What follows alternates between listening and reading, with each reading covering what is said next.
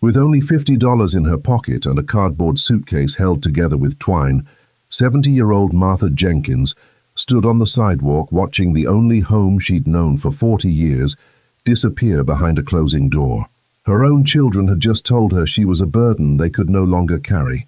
But what those children didn't know, what nobody in that cold New England town could have predicted, was that the condemned house Martha would buy 3 days later for $5 at a government auction would reveal a secret that would change everything. Not just for her, but for an entire state's understanding of its own history. The auction house erupted in laughter when Martha raised that crumpled $5 bill to bid on a property the county had condemned as worthless. They said she was buying her own grave. They said she wouldn't survive one night in that ruin deep in the woods. They were wrong about everything. This is the story of how the woman everyone discarded became the guardian of something priceless, how a house everyone called garbage became a treasure, and how dignity once lost can be reclaimed by your own two hands. But before we begin Martha's incredible journey, I want to invite you to be part of our community.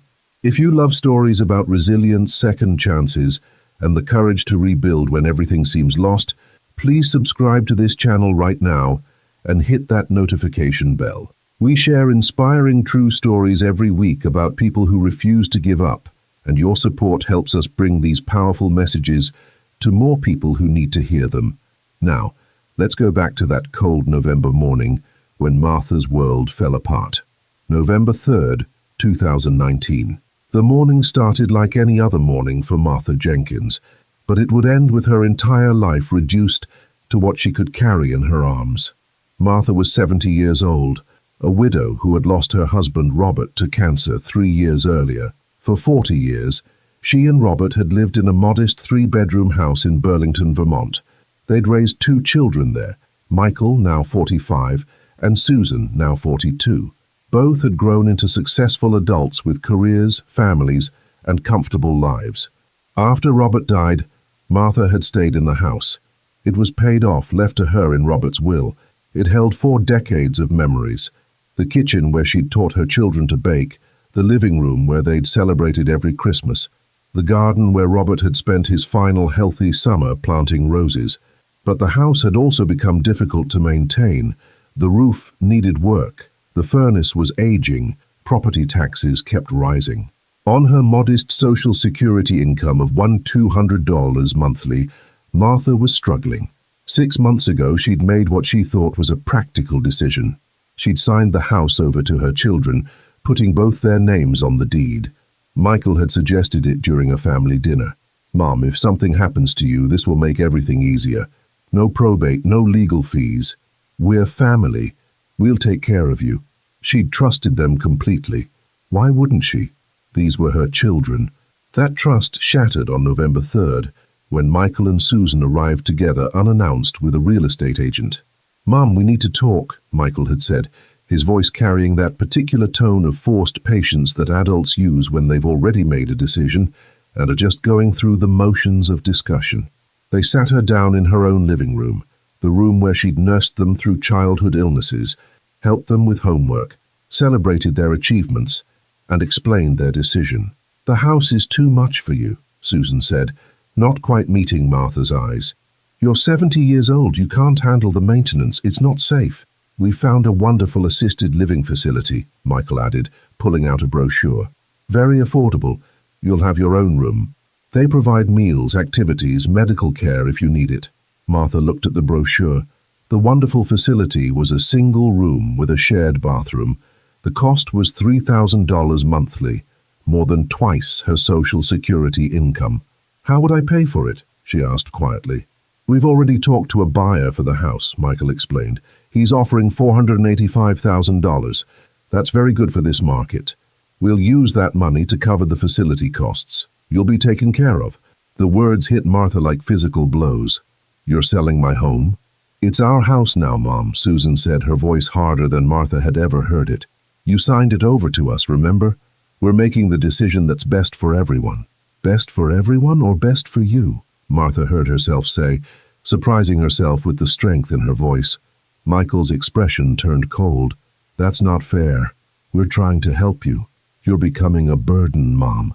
The constant calls about things breaking, the worry about you being alone here. We have our own families to think about, our own responsibilities.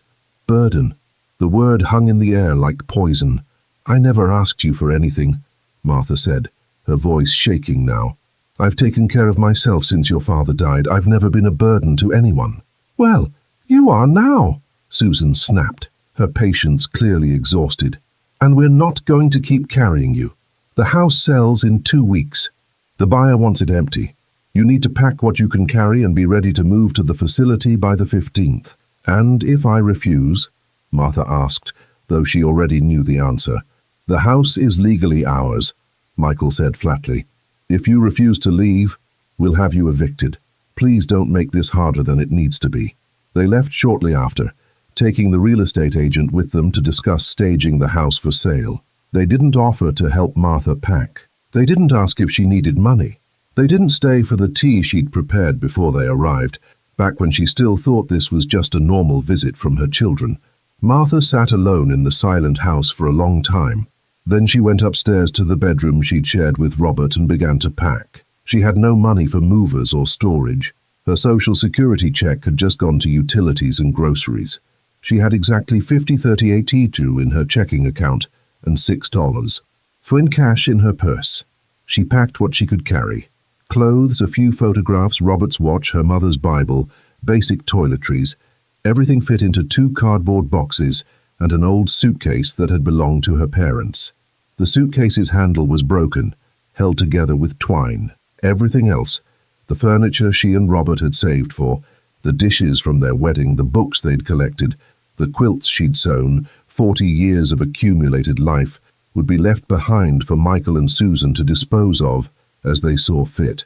On the morning of November 15th, right on schedule, a moving truck arrived, not to help Martha move, but to empty the house for the new owner. Michael and Susan weren't there. They'd sent the movers with instructions to help the old woman get her things to the curb. At 10:30 a.m. on a cold, grey November morning, Martha Jenkins found herself standing on the sidewalk with 2 cardboard boxes, 1 broken suitcase, and $56.38 to her name. She was 70 years old. She had no home. Her children had made it clear she was unwelcome in their lives. The assisted living facility her children had mentioned required a deposit she couldn't afford, and she couldn't qualify without someone to guarantee the payments. She'd never felt more invisible in her life. Cars drove past without stopping. Neighbors who'd known her for years suddenly found reasons to be busy when she tried to make eye contact. The movers finished their work and drove away without a word. Martha sat down on her suitcase, pulled her thin coat tighter against the November wind, and tried to figure out what to do next. That's when she saw the newspaper in a trash can near the curb. Someone had discarded that morning's Burlington Free Press. The headline on the back page of the classified section caught her eye: County to auction condemned properties, minimum bid $1. Martha pulled the newspaper from the trash and read the article carefully. The county was auctioning off properties that had been abandoned or condemned, trying to recoup unpaid property taxes. The auction would be held that afternoon at 2 p.m. at the county administration building. She looked at the boxes and suitcase containing everything she owned. She looked at the house that had been her home, now belonging to children who'd called her a burden. She looked at the $56.38 that was all the money she had in the world, and she made a decision. If she was going to be homeless anyway, she would at least be homeless in a place she owned, a place no one could take from her, even if it was condemned, even if it was worthless. At least it would be hers. The county administration building was a squat brick structure that smelled of old documents and bureaucratic indifference. Martha arrived at 1:45 p.m., dragging her broken suitcase behind her, the cardboard boxes stacked precariously on top. The auction was being held in a basement conference room. About 30 people were already there, mostly men in business casual clothing, real estate investors looking for cheap properties they could flip for profit. They talked loudly, comparing notes on previous auctions, joking about the garbage the county was trying to unload. Martha found a folding chair in the back corner and sat down quietly. Several of the men glanced at her, their expressions a mixture of confusion and dismissal.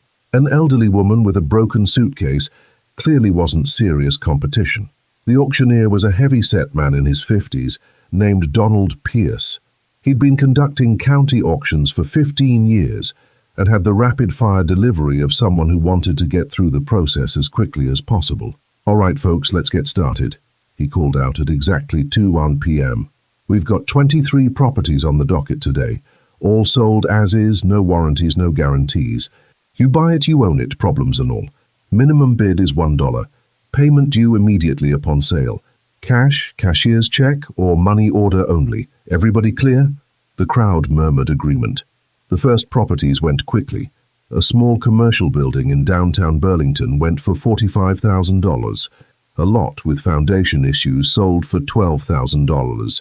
A house with serious water damage brought $38,000.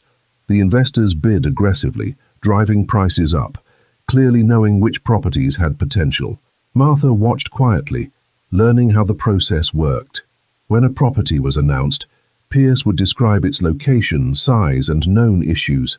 Then bidding would start at $1 and go up from there. After 90 minutes, they'd worked through 21 properties.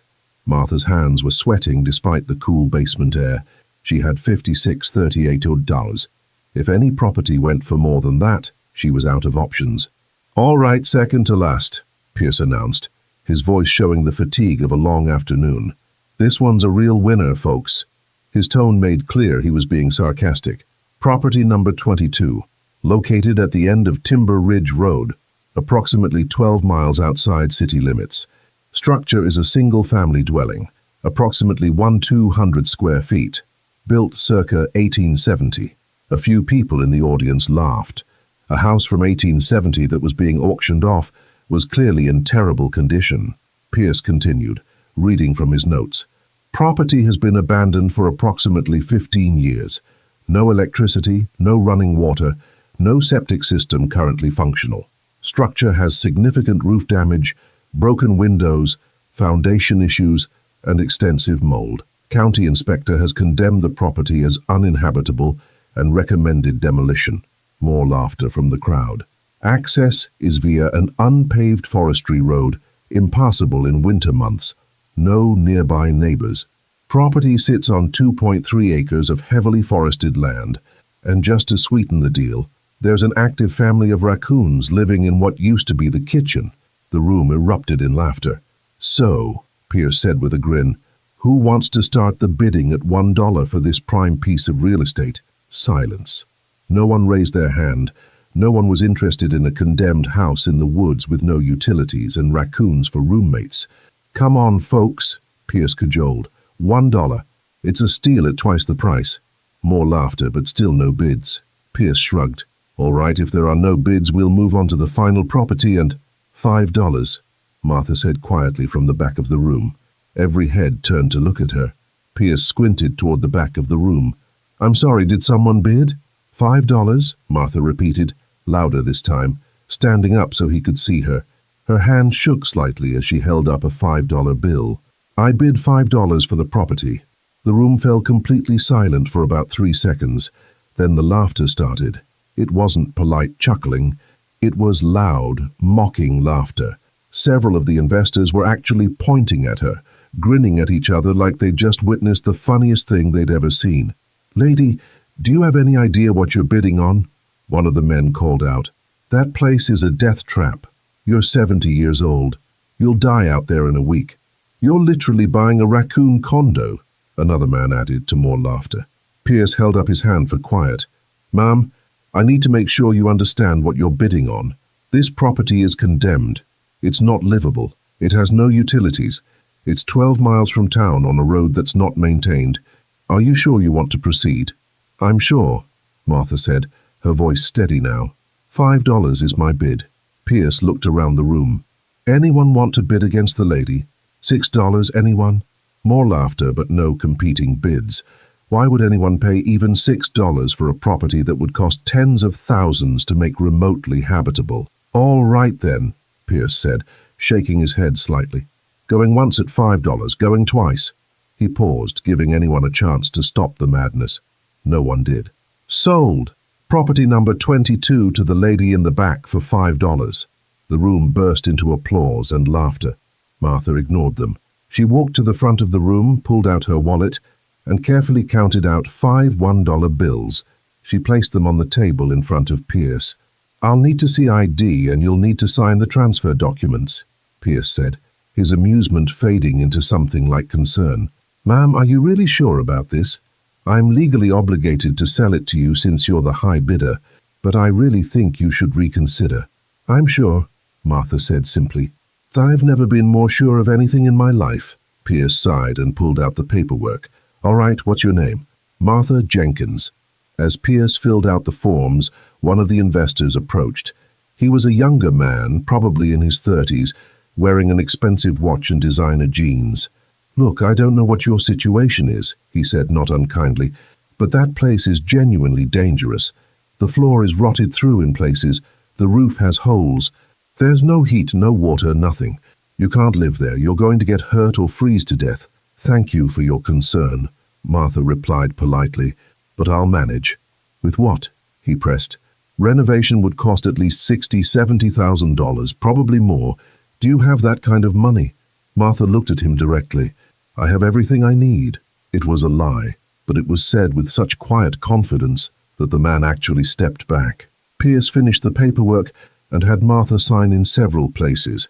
Then he handed her a large envelope containing the deed, survey maps, and property documents.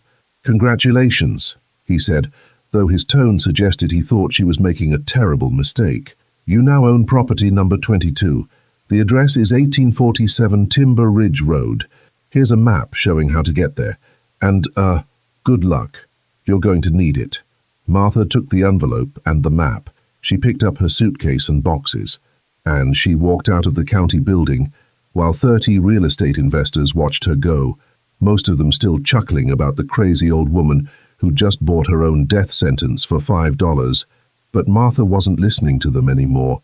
She was reading the map, figuring out how to get to Timber Ridge Road. She had $51.38 left. No car, no phone, no plan beyond surviving tonight. But she had something she hadn't had 3 hours ago. A home. Condemned, falling apart 12 miles from civilization, but hers. Legally hers. With a deed that said Martha Jenkins, owner.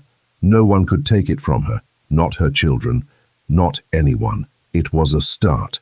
Getting to Timber Ridge Road with 2 cardboard boxes and a broken suitcase proved to be the first of many challenges Martha would face. She couldn't afford a taxi. That would cost at least $40 for a 12-mile trip, and she needed every dollar she had left. So she walked. Not all 12 miles. That would have been impossible. But she walked the first 3 miles to the edge of town, where she found a small general store. The owner, an older man named Frank Morrison, was locking up for the evening when Martha arrived, exhausted and clearly in distress. "You okay, Ma'am?" he asked, concern evident in his voice. "I need to get to Timber Ridge Road," Martha explained. "I just bought a property there, but I don't have transportation." Frank looked at this 70-year-old woman with her cardboard boxes and broken suitcase, and something in his expression softened. "Timber Ridge? That's way out.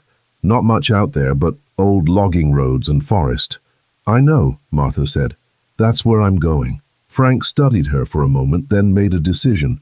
"I'm heading home. I live out that way. I can give you a ride." "I can't pay you," Martha admitted.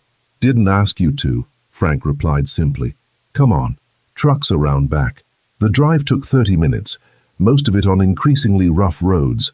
Frank tried to make conversation, clearly curious about what this woman was doing, but Martha kept her answers brief. She wasn't ready to explain that her children had thrown her out, that she'd bought a condemned house for $5, that she literally had nowhere else to go. Finally, following the map Pierce had given her, they turned onto what could barely be called a road. It was more like 2 tire tracks through dense forest, overgrown with weeds and small saplings.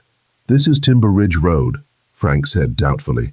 "Haven't been down here in years. Didn't know there were any standing structures left." They drove slowly, branches scraping the sides of Frank's truck.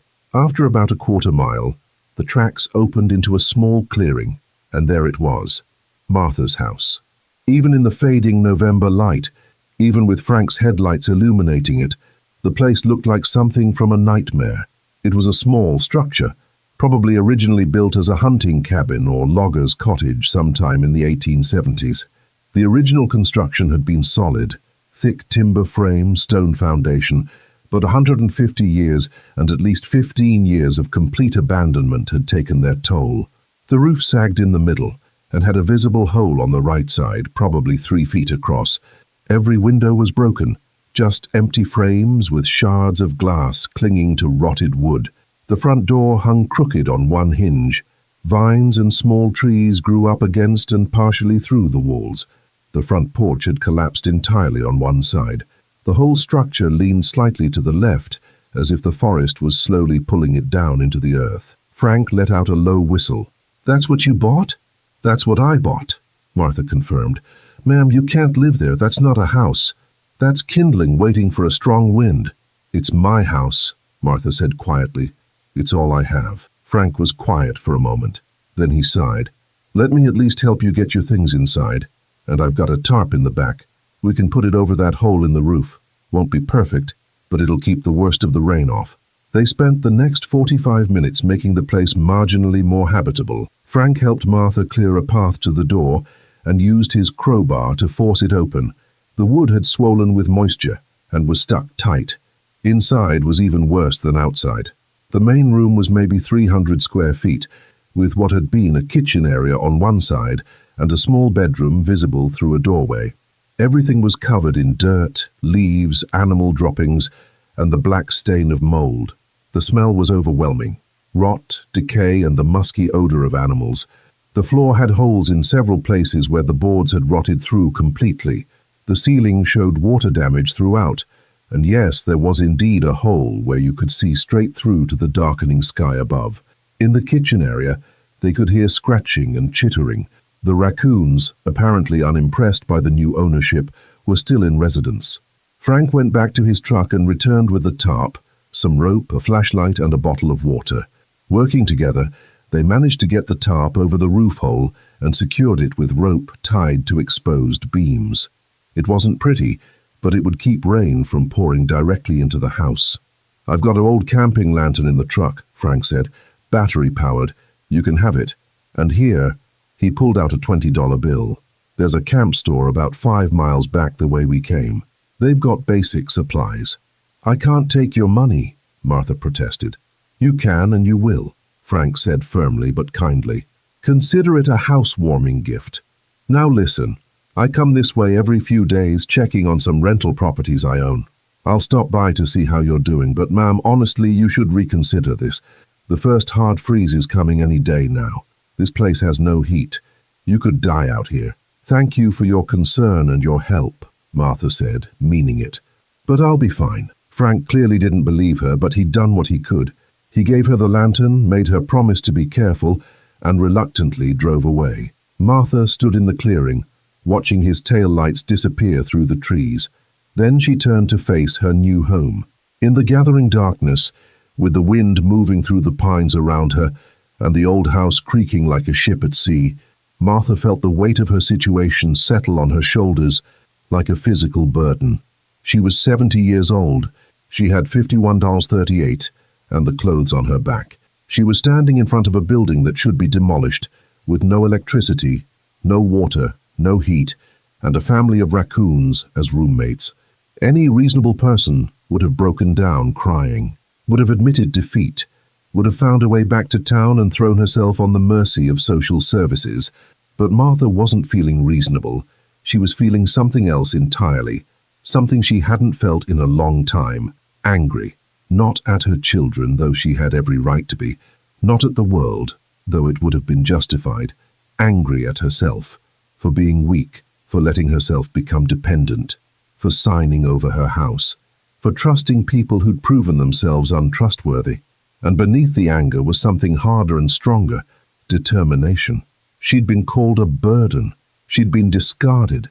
She'd been laughed at by a room full of strangers who thought she was pathetic. She was going to prove every single one of them wrong. Martha picked up Frank's lantern, clicked it on, and walked into her house. The lantern's battery-powered light revealed the full extent of the disaster.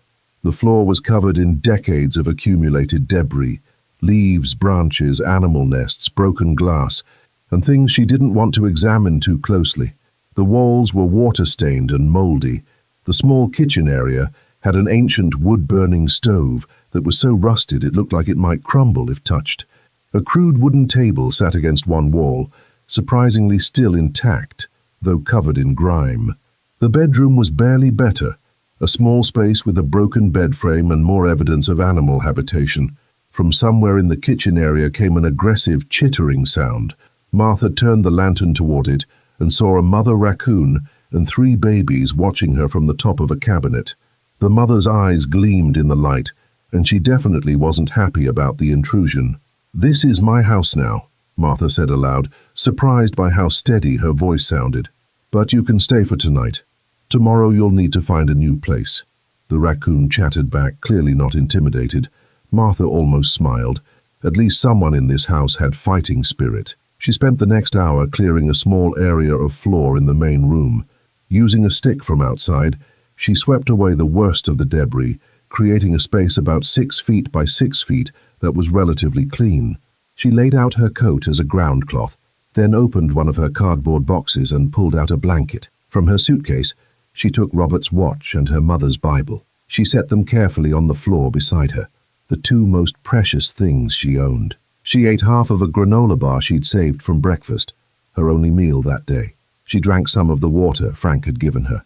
Then she lay down on her coat, pulled the blanket over herself, positioned the lantern nearby so she could see if anything approached, and looked up at the water-stained ceiling and the tarp covering the hole in the roof. The wind outside was picking up. She could hear it moving through the trees with a sound like rushing water. The house creaked and groaned. Small animals skittered in the walls. From the kitchen, the raccoons occasionally made noise. Martha was cold. The thin blanket wasn't enough against the November chill seeping through the broken windows and gaps in the walls. Her back ached from the hard floor. Her hands hurt from the day's work. But as she lay there in the darkness of the forest, in a condemned house 12 miles from civilization, with less than $52 to her name, Martha Jenkins felt something she hadn't felt in months. Hope. "This is my castle," she whispered to herself, using the words to make them true. "This is my home, and I'm going to make it beautiful." In the kitchen, the raccoon chattered softly as if in response. Martha closed her eyes and, despite everything, fell asleep almost immediately. Tomorrow, the real work would begin. Martha woke at dawn to the sound of birds and the feeling of cold so deep it seemed to reach her bones. During the night, the temperature had dropped to just above freezing. Her breath misted in the air. The thin blanket had been completely inadequate, and she'd spent most of the night shivering, drifting in and out of consciousness. But with dawn came light, and with light came clarity about the magnitude of the task ahead. She sat up slowly, her back protesting, and looked around her new home with morning eyes. If anything, it looked worse than it had the night before. The daylight streaming through the broken windows illuminated just how filthy and damaged everything was. The first order of business was survival. Martha had approximately $51 in cash, no food beyond half a granola bar, and no idea when or if she'd get another Social Security check forwarded to her since she no longer had an address. She needed water, food, warmth, and shelter, in that order.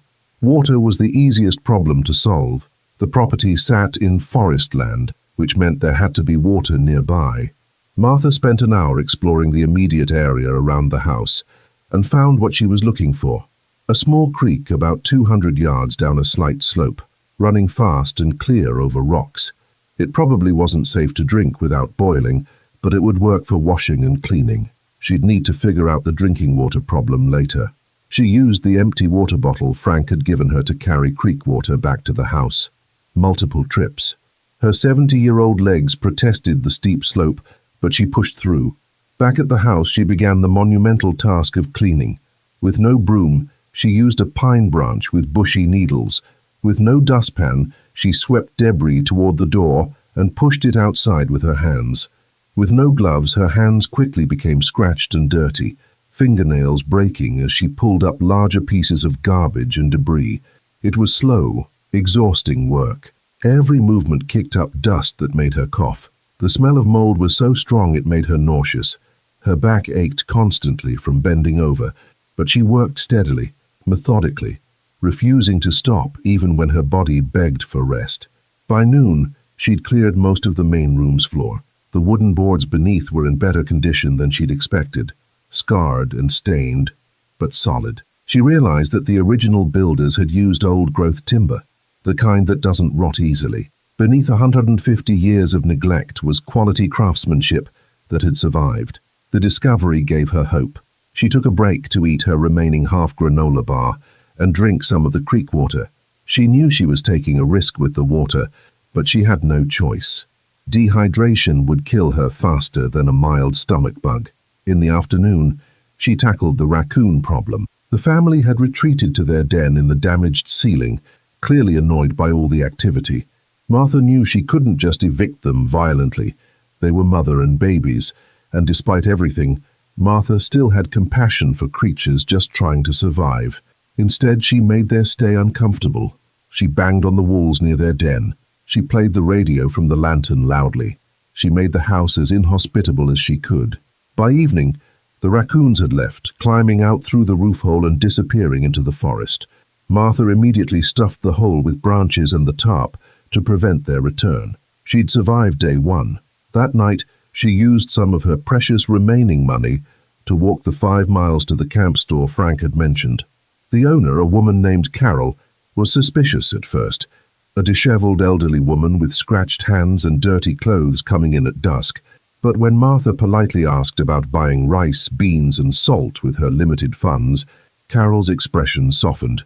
"You're the woman who bought the old Timber Ridge place," Carol said. It wasn't a question. In a small community, word traveled fast.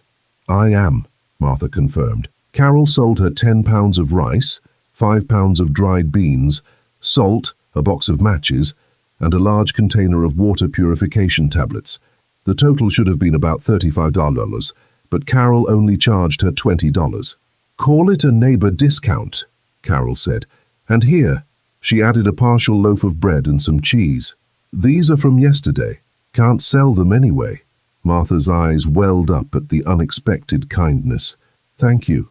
"You need work?" Carol asked suddenly. "I need someone to help clean the store 3 mornings a week. Early shift, 5 a.m. to 8 a.m. I can pay $15 an hour, cash." Martha calculated quickly. 3 days a week, 3 hours a day, $15 an hour. That was $135 weekly, over $500 monthly. Combined with her Social Security, assuming she could get it forwarded, that would give her just enough to survive and slowly buy materials. "Yes," Martha said without hesitation. "When do I start?" "Monday," Carol replied. "Be here at 5 a.m. sharp." Walking back to the house that night with a bag of supplies and the promise of work, Martha felt her determination harden into something unbreakable. The next weeks fell into a brutal routine. 3 days a week, Martha woke at 3:30 a.m. She walked the 5 miles to Carol's store through the dark forest, using Frank's lantern to light her way. She worked from 5 to 8 a.m., cleaning, stocking shelves, doing whatever Carol needed. Then she walked the 5 miles back to her house and worked on repairs until dark. On the days she didn't work at the store, she worked on the house from dawn to dusk. Her hands, soft from years of domestic life, became rough and calloused. Her nails, once carefully maintained, were broken and dirt-stained. Her back, which had ached constantly at first, slowly grew stronger. Muscles she hadn't used in decades began to rebuild. She learned by doing, by trial and error, by simple determination. The windows were first. She couldn't afford glass, but she could make the openings weather-tight. She gathered straight branches from the forest and wove them tightly into frames. Then she used mud mixed with clay from the creek bank and dried grass to create a thick adobe-like substance. She packed this mixture into and around the woven branches, creating solid panels that blocked wind and rain. It took her 3 weeks to seal all 6 windows this way. They weren't transparent, but they kept the cold out. Light came through cracks she left deliberately at the top of each panel. The roof was harder. She couldn't replace it entirely, but she could patch it. She gathered pine boughs, thousands of them, cutting them with a dull saw she found in the ruins of a shed behind the house. She layered these boughs like shingles, overlapping them carefully, securing them with twine she'd bought at Carol's store. The pitch from the pine naturally waterproofed the layers. When it rained, she stood inside and watched anxiously. A few leaks appeared, but nothing like before. She marked each leak and patched it the next day. Every week, she bought a few dollars worth of supplies from Carol. Nails, rope, a used tarp, a better saw, a hammer. Slowly, she was building a collection of tools. Frank stopped by every week or so, bringing supplies he said he didn't need anymore. A kerosene lamp, a wool blanket, a small camping stove. Martha knew he was helping her, and she accepted the gifts with quiet gratitude while maintaining her dignity. "You're actually doing it," Frank said one day in early December, looking at the sealed windows and patched roof with something like awe. "People in town said you'd be dead by now. They're taking bets on when they'll find your body." "They'll be disappointed," Martha said dryly. As December progressed, Martha began to see the house not as a ruin, but as a puzzle to solve. Every problem had a solution if she was creative enough. The floor had holes. She gathered flat stones from the creek and mortared them in place with her homemade adobe mixture. The walls were moldy. She scraped off the worst of it, then sealed the wood with a mixture of ashes, water, and clay that acted as a natural fungicide. She needed heat. She cleaned out the old wood stove, replaced the rusted-through sections with carefully shaped stones, and got it working. It smoked terribly at first, but she learned to adjust the draft, and eventually it heated the small space adequately. She foraged in the forest, learning which plants were edible.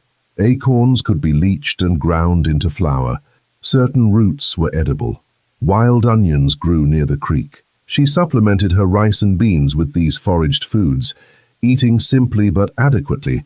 At night, by the light of the kerosene lamp, she'd sit on the floor. She still had no furniture beyond the crude table, and read her mother's Bible. Not for religious comfort particularly, though she appreciated that too, but because the familiar words reminded her that she was still herself, still Martha, still a woman with dignity and worth, even if her children had forgotten it. By Christmas, 3 months after moving in, the transformation was remarkable. The house was weather-tight. Wind and rain no longer penetrated. The wood stove kept the interior temperature comfortable enough to survive the Vermont winter. She had a system for purifying water from the creek. She had enough food stored to last through winter. She'd even built a crude bed frame from branches and filled it with dried grass and pine boughs, creating a mattress far more comfortable than the floor. Frank brought her a small Christmas tree, just a branch really, but she decorated it with strips of fabric from her worn-out clothes and felt foolishly happy about it. Carol gave her a Christmas bonus of $100 and a care package with coffee, sugar, and a battery-powered radio. "You're the talk of the town," Carol told her. "Everyone thought you were crazy. Now they're saying you might actually survive." "I'm not trying to survive," Martha replied quietly. "I'm trying to live." But Martha's most important discovery came in late December, when she was working on the ceiling. She'd noticed that one section of the ceiling boards seemed different from the others, slightly cleaner, less water-damaged, as if they'd been protected somehow. Curious, she used her hammer to carefully pry up one of the boards. Behind it was a gap, a hollow space between the ceiling and the roof. Not unusual in old construction. It was likely meant as insulation. But in this gap was something that didn't belong, an old wooden crate about 2 feet square, wrapped in what had once been oilcloth, but was now mostly rotted away. Martha carefully pulled the crate down. It was surprisingly heavy. On the side, burned into the wood with a branding iron, were the letters TW 1871. Her hands shaking slightly with excitement and curiosity, Martha pried open the crate. Inside, wrapped in more oilcloth and remarkably well preserved, were books, old books, journals, and something else, botanical specimens carefully pressed and preserved between sheets of thick paper. Martha lifted out the top journal carefully. The leather cover was dry and cracked, but intact. On the first page, in careful handwriting, was an inscription: Thomas Whitmore Field Notes, New England, Flora, June 1871. November 1871. Martha's heart began to race. She'd found something. She didn't know what yet, but she knew it was important. She spent the rest of the evening carefully examining the contents of the crate. There were 6 journals total, covering the years 1871 to 1874. There were hundreds of botanical specimens, plants, leaves, flowers, all carefully preserved and labeled with Latin names and location notes. And there were drawings, beautiful detailed illustrations of plants and wildlife. One journal entry caught her eye. This land provides everything a naturalist could hope for. Species I have never seen documented. Plants with properties unknown to modern science. I have built my cottage here to continue my work away from the interference of those who would commercialize my discoveries. Here, I can study nature in her purest form.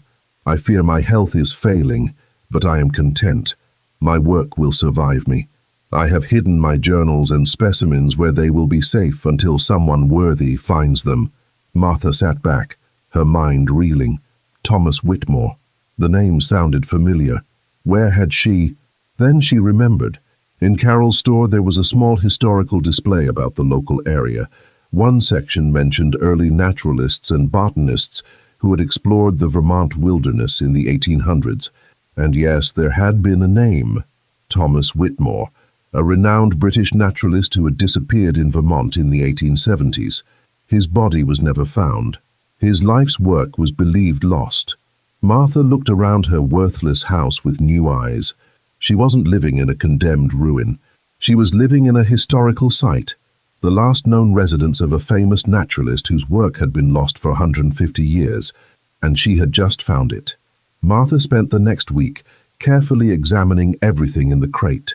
She handled each journal, each specimen, each drawing with the reverence they deserve. Thomas Whitmore, she learned from his journals, had been a British naturalist who came to America in 1869. He was particularly interested in medicinal plants and had believed that the forests of New England contained species with untapped pharmaceutical potential.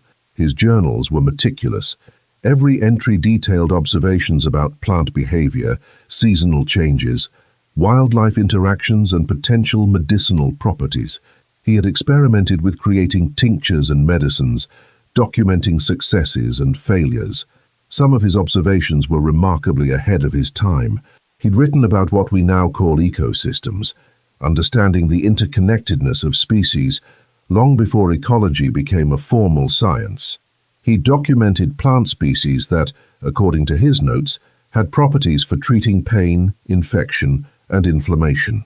The preserved specimens were equally valuable. Many of them were species that were now rare or extinct in Vermont due to habitat loss and climate change. Having preserved samples from 150 years ago would be invaluable to botanists and climate scientists. Martha knew she'd found something important, but she didn't know what to do with it. She couldn't just walk into town and announce her discovery. She had no proof of her credentials, no academic standing, no authority. She was a 70-year-old woman living in a condemned house, working 3 mornings a week cleaning a camp store. Who would believe her? She thought about this problem for several days. Then she decided to talk to Frank. Frank Morrison, she'd learned, wasn't just a handyman. He'd been a high school science teacher before retiring. He knew people at the University of Vermont. He might know how to verify what she'd found. When Frank made his next check-in visit in early January, Martha showed him the crate.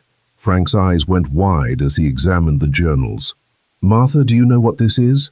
"I think it's the lost work of Thomas Whitmore," Martha replied, "but I wanted someone with actual knowledge to confirm it before I do anything." Frank carefully turned the pages of one journal, reading entries. This is incredible. If this is authentic, and it certainly looks like it could be, this is a major historical find. Thomas Whitmore is legendary in botanical circles. His disappearance was one of the great mysteries of 19th century natural science. "So what do I do?" Martha asked. Frank thought for a moment.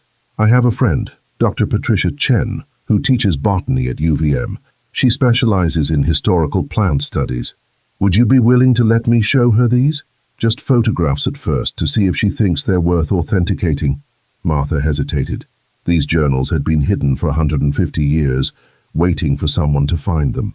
Now that she had, She felt a strange protective responsibility toward them, but she also knew she couldn't do this alone. "Yes," she said, "but Frank, I need you to understand something. This house, these journals, this is all I have. If they're valuable, if they're important, I can't let anyone take them from me. Not again." Frank's expression softened with understanding. "Martha, if these are real, they belong to you. You own this property. Anything found on it is legally yours. I'm not going to let anyone take advantage of you. You have my word." Over the next 2 weeks, Frank photographed every page of the journals, every specimen, every drawing. He sent them to Dr. Chen with a carefully worded email explaining the find and asking for her professional opinion. Dr. Chen's response came 3 days later. Frank showed Martha the email on his phone.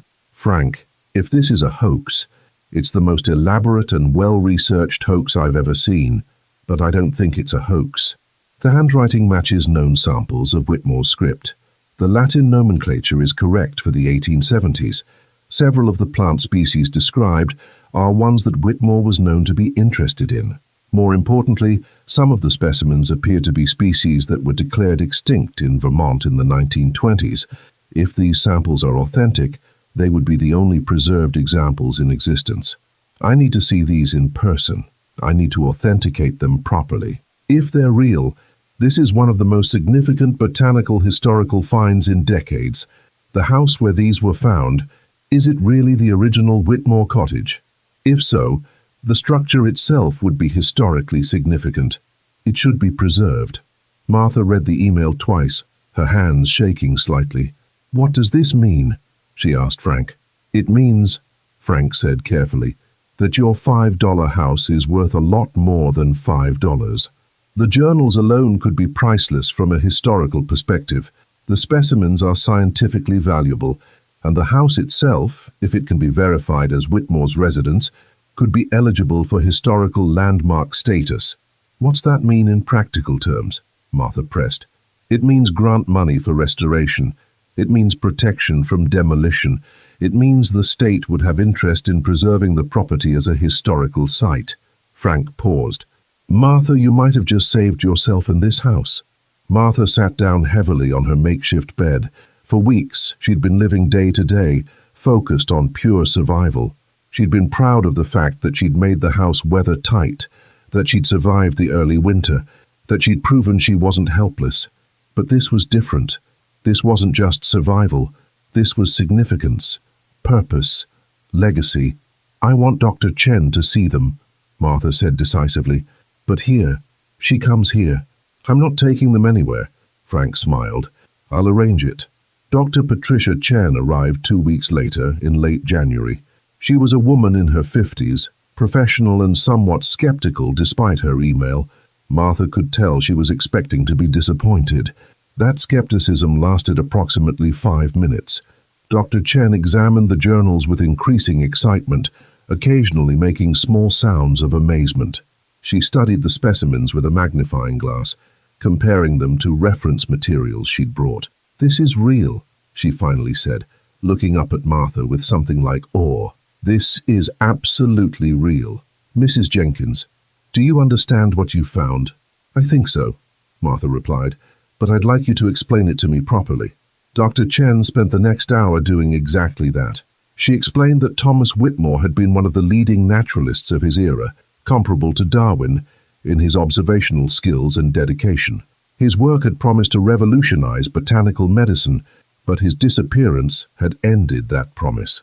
"Until now," Dr. Chen said, "these journals contain observations and discoveries that could still have relevance to modern research. The specimens provide baseline data about plant populations from 150 years ago, which is invaluable for climate change studies, and the drawings are works of art in their own right." "What happens now?" Martha asked. "Several things," Dr. Chen replied. "First, these need to be properly archived and preserved. They should be in climate-controlled conditions, digitized and made accessible to researchers. Second, the house needs to be evaluated by historical preservation experts. If this was Whitmore's residence, it should be protected and possibly restored. Third, there are grants and funding sources available for exactly this kind of historical preservation. Would I have to give up the house? Martha asked, getting to the heart of what mattered to her. No, Dr. Chen said firmly. You own the property. Anything we do would require your permission and participation. In fact, if the state declares this a historical site, there would be funding to restore the house to period-appropriate conditions. You could live here as the site's caretaker or curator if you wanted. Martha felt tears prick her eyes. You mean I could actually keep it? Not just as a ruin I'm surviving in, but as a real home. More than that, Dr. Chen replied. You could be the guardian of an important piece of scientific history. Thomas Whitmore's work was lost for 150 years. You found it. You preserved it. That makes you part of the story. Over the next 3 months, Martha's life transformed in ways she never could have imagined. Dr. Chen worked with the Vermont Historical Society to verify the significance of the find. The journals and specimens were carefully photographed and catalogued, but Martha insisted they remain on the property. A climate-controlled storage case was installed in what had been the bedroom. A team from the University of Vermont's History Department examined the house itself. They confirmed that it matched descriptions from old letters about Whitmore's cottage in the northern woods. More importantly, they found his initials carved into a beam in the ceiling, TW 1871, exactly matching the date on the crate. The house was officially declared a historical site in April 2020. With that designation came grant money. Not millions, but enough. Enough to properly restore the structure, while maintaining its historical integrity, enough to install basic modern conveniences like plumbing and electricity while keeping the original character.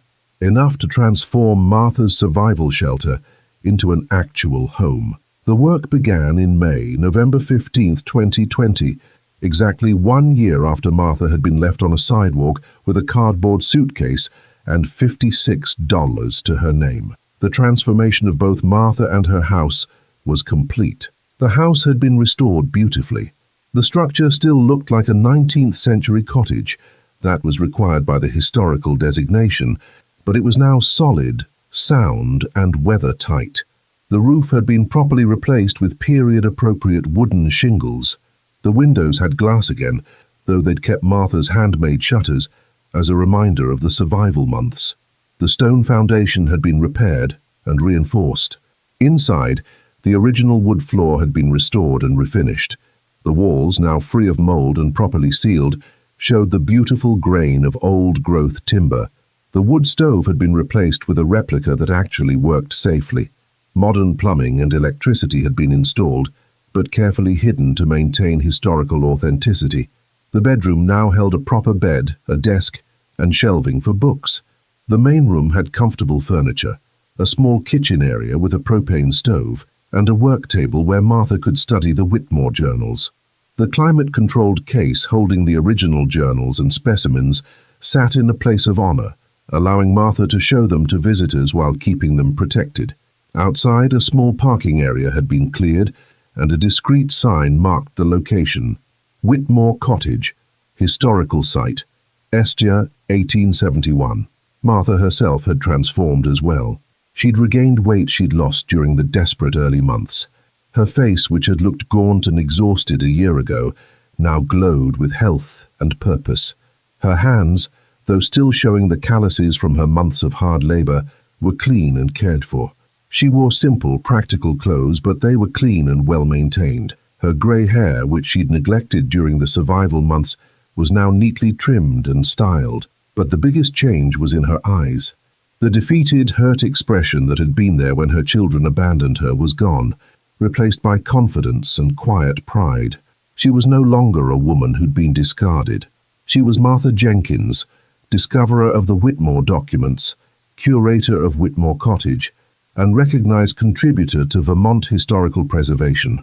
Her typical day now included giving tours to researchers, historians, and students who came to study the Whitmore materials.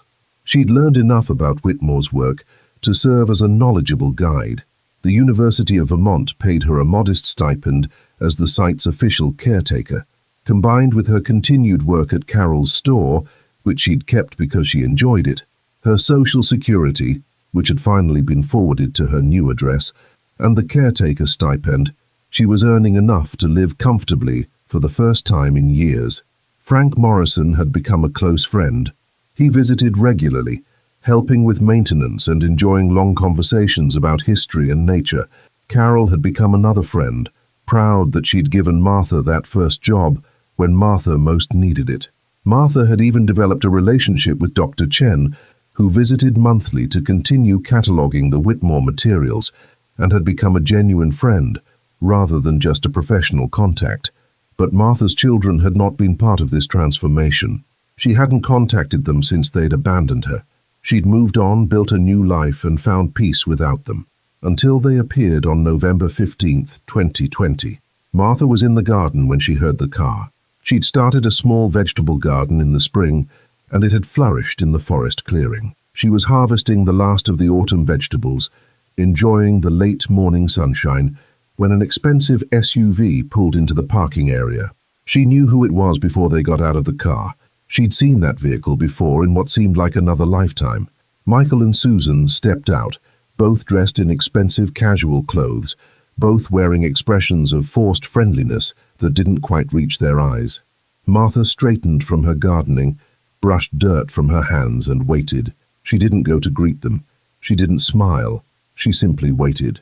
They approached slowly, clearly taking in the restored cottage, the historical marker, the well-maintained grounds. Their expressions were a mixture of surprise and what looked like calculation. "Mom," Michael said, his voice carrying that same forced patience she remembered. "We've been looking for you." "Have you?" Martha replied evenly. "For how long?" "Months," Susan said. "You disappeared. We were worried." Martha almost laughed at the blatant lie. "You left me on a sidewalk with a cardboard suitcase in November last year. You called me a burden. You took the house my husband left me and sold it. Exactly when did you start worrying?" Michael had the grace to look slightly uncomfortable. "Look, we know things ended badly. We were stressed. We made some decisions that maybe weren't ideal, but we're family. We wanted to find you, make sure you're okay." "I'm fine," Martha said simply. "As you can see." "We heard about this place," Susan said, gesturing at the cottage. "Heard you made some kind of historical discovery. It's been in the news. Local woman finds lost naturalist's journals. That's quite a story." "It is," Martha agreed. "I'm very fortunate." There was a pause. Michael and Susan exchanged glances, clearly trying to decide how to proceed. "This is a beautiful property," Michael finally said. "Must be worth quite a bit now. Historical designation? State grants? Tourist interest? You could probably sell it for a substantial amount."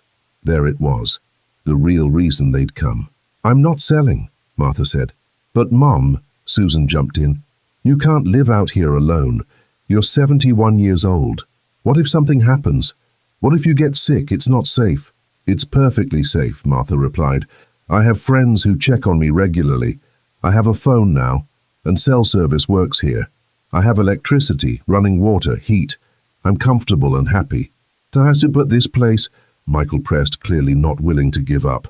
"It's too much for one person. And the historical value, don't you think it should be shared? Maybe turned into a museum or research center? You could sell it to the state or a university. They'd pay well for it. Then you could come stay with us, with family where you belong." Martha looked at her son carefully. "When exactly did I start belonging with family again? Was it when you found out my $5 house was worth something?" Michael flushed. "That's not fair, isn't it?" Martha's voice was still calm, but there was steel underneath. "Let me tell you what happened after you left me on that sidewalk. I had $56. I bought this property for $5 of those dollars at an auction where people laughed at me. I spent months living in a ruin, sleeping on the floor, working 3 jobs including cleaning a store at 5 a.m., teaching myself to repair a house with my bare hands." She held up her hands, showing them the faint scars and permanent calluses. "These hands mixed mud to seal windows. These hands carried water from a creek. These hands saved this house and discovered what was hidden here. I didn't have help from family. I had help from Frank Morrison, who's a stranger who became a friend. From Carol Reeves, who gave me work when I needed it. From Dr. Chen, who recognized the value of what I'd found and helped me protect it." "We didn't know," Susan said weakly. You didn't ask, Martha corrected. You didn't care. I was a burden you wanted gone, and once I was gone, I stopped existing for you, until you heard there might be money involved. That's not true, Michael protested. We care about you. No, Martha said firmly. You care about this property. You care about what it might be worth. You're not here because you missed me or felt guilty about how you treated me. You're here because you want something. The silence that followed was heavy and uncomfortable. Finally, Martha spoke again, her voice gentler but no less firm. I'm going to tell you something important. This house taught me a lesson I should have learned long ago. Your value as a person isn't determined by what others think of you. It's determined by what you do with what you're given. I was given a condemned ruin and $5. I was given abandonment and mockery. I was given the hardest year of my life, but I was also given the chance to prove that I'm stronger than anyone, including myself thought I was. You gave me nothing except a lesson about my own worth, and for that, strangely, I'm grateful, because I learned that I don't need your approval or your support. I don't need you to value me. I value myself. Martha gestured at the cottage. This house is mine, not because I inherited it or because someone gave it to me, but because I saved it. I earned it. Every board I sealed, every window I fixed, every cold night I survived. It's mine in a way your father's house never could have been, because I built this with my own hands and my own determination. I'm not selling it. Not to the state, not to a university, not to anyone. I'm going to live here for as long as I'm able. I'm going to continue as its caretaker, and when I die, I've already arranged for it to be left to the Vermont Historical Society, with the condition that it remain a historical site. You're not in my will, she continued, addressing the question they hadn't asked but were clearly thinking. What little money I have will go to Frank and Carol and Dr. Chen, the people who actually helped me when I needed it. You'll get nothing from me, because you gave me nothing when I needed you. Susan's face had gone white. Michael looked angry but was clearly trying to control it. That's it, Michael said. After everything we did for you growing up, raising you kids, this is how you treat us.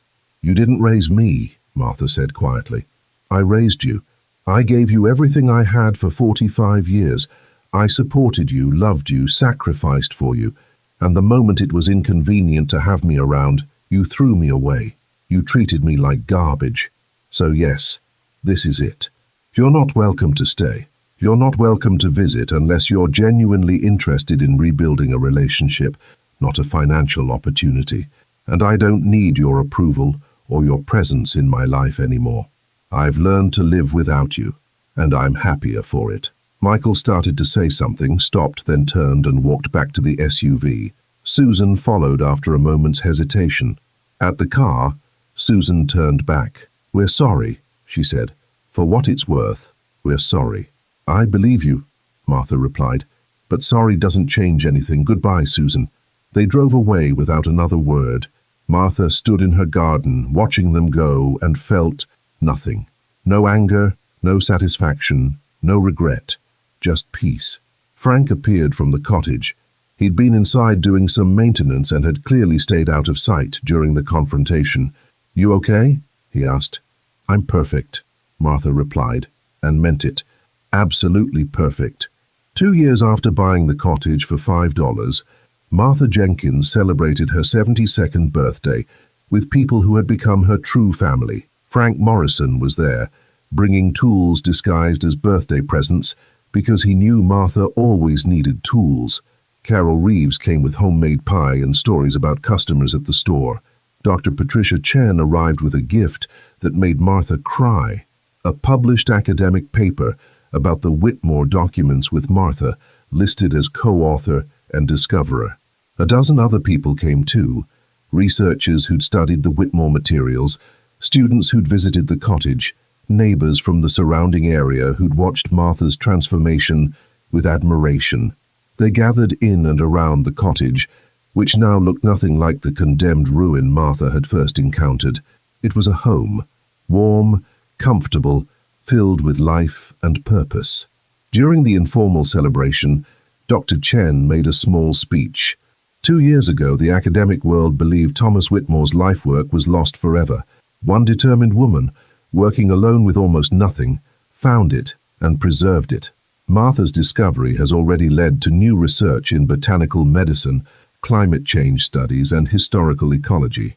But more than that, Dr. Chen continued, Martha has shown us something important. She's shown us that value isn't about what others think of you. It's about what you do with what you're given. Later that evening, after the guests had left, Martha sat on her porch with Frank, watching the sun set through the trees. "Do you ever think about your kids?" Frank asked gently. "Sometimes," Martha admitted. "I don't hate them. I've even thought about reaching out, seeing if we could rebuild something. But then I remember that I spent 45 years building my life around them, and they discarded me without hesitation. I don't need that kind of relationship anymore." "You've built something else instead," Frank observed. "I have," Martha agreed.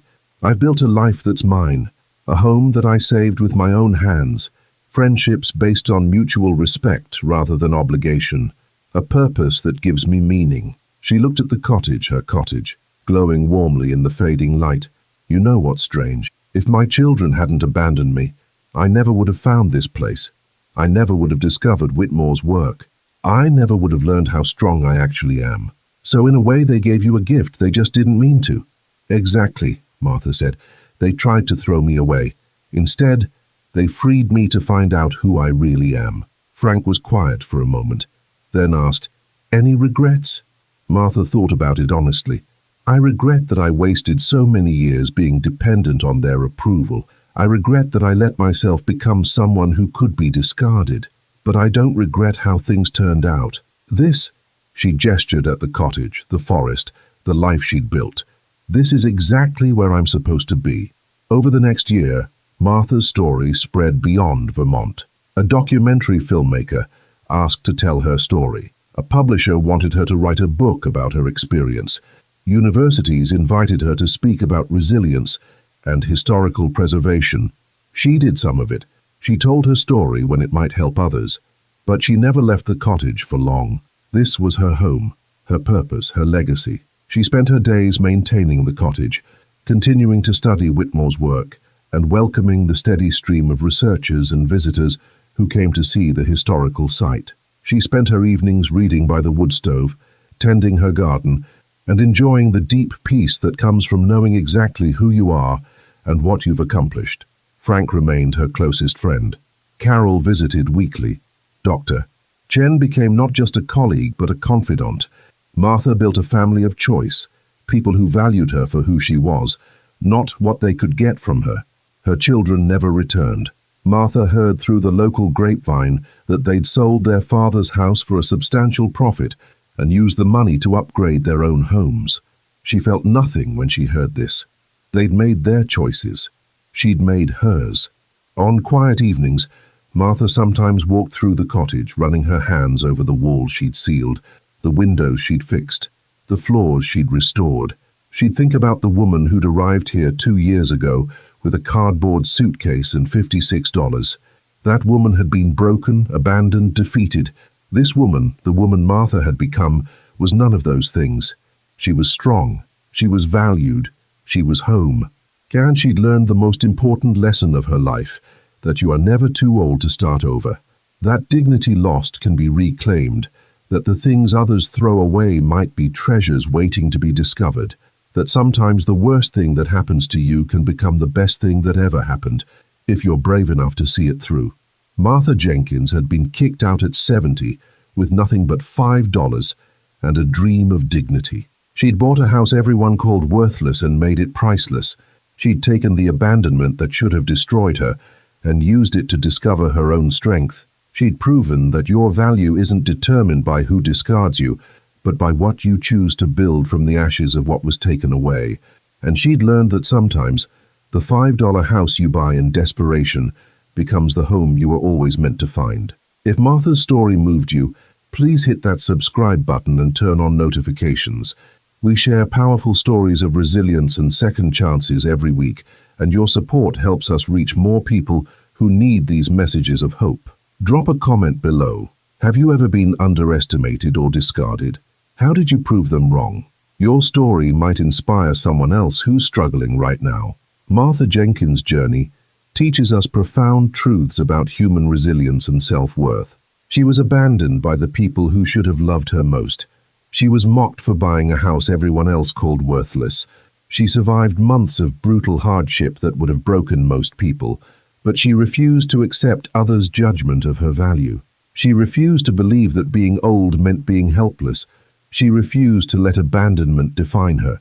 Instead, she took a condemned house and transformed it into a historical treasure. She took the worst year of her life and turned it into her greatest triumph. She took the children's rejection and used it as motivation to discover her own strength. The $5 house that everyone laughed at became a priceless historical sight. The woman everyone called a burden became the guardian of important scientific history. The abandonment that should have destroyed her became the catalyst for her greatest achievement.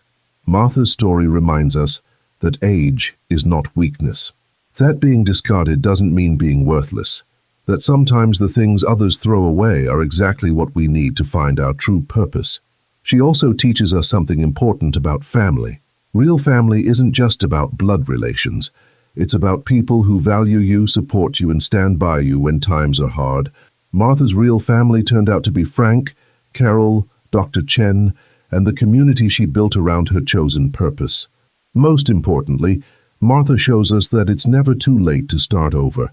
At 70 years old, with less than $60 to her name, she rebuilt her entire life from nothing. She learned new skills, developed new strengths, and created a new identity based not on what others thought of her, but on what she accomplished with her own hands. The house everyone called a ruin was actually a treasure waiting to be discovered. Martha herself was a treasure that her own children failed to recognize, but she recognized her own worth. She proved it every day for months of brutal work. She earned the dignity and respect that should have been given freely, but had to be claimed through determination and courage. Your worth is not determined by who abandons you. It's determined by what you build after they leave. Your value is not measured by what others think of you, but by what you accomplish when everyone expects you to fail. Sometimes the worst rejection becomes the greatest liberation. Sometimes the thing that seems like an ending is actually a beginning.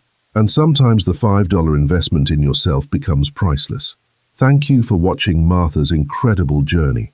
Share this story with someone who needs to remember their own strength. And remember, you're never too old to start over, never too broken to rebuild, and never worthless just because someone failed to see your value. We'll see you in the next story.